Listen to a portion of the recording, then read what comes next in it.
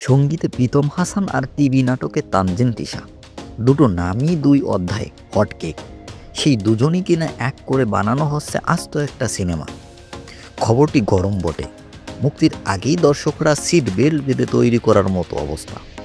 তাছাড়া বহুদিন ধরেই সিনেমার গুঞ্জন ছড়িয়ে চলছে তিশা, কিন্তু সত্যতা মিলছে না।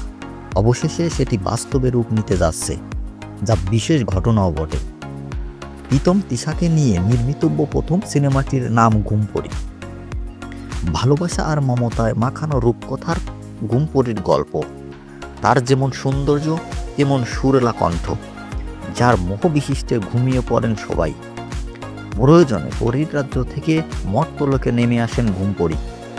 তাই রূপকথার ঘুমপড়ির উপমা দেখতে দেখা যাবে এই পৃথিবীতে, যে পাশে থাকলে থাকে প্রশান্তি, থাকে ভালোবাসা। রূপকথা সেই গল্পের মতো না হলেও ভালোবাসা আর মায়ায় জড়ানো এক গল্প নিয়ে নির্মিত হবে সিনেমাটি। চমকের এখানেই শেষ নয়।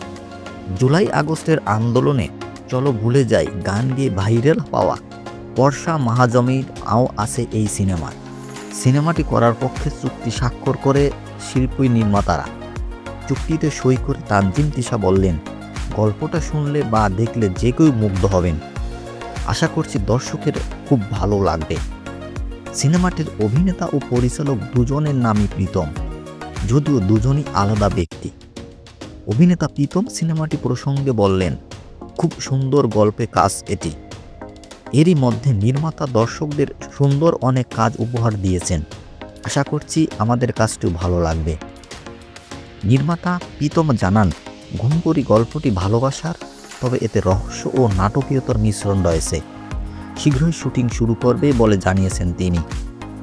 বলা দরকার, নির্মাতার পুরো নাম জাহিদ প্রীতম। এর আগে নাটক ও সিরিজ বানিয়ে ভালোই প্রশংসা কুড়িয়েছিলেন তিনি। তানজিম তিশা ও প্রীতম এই জুটির কেমন হবে কমেন্ট বক্সে লিখে জানান।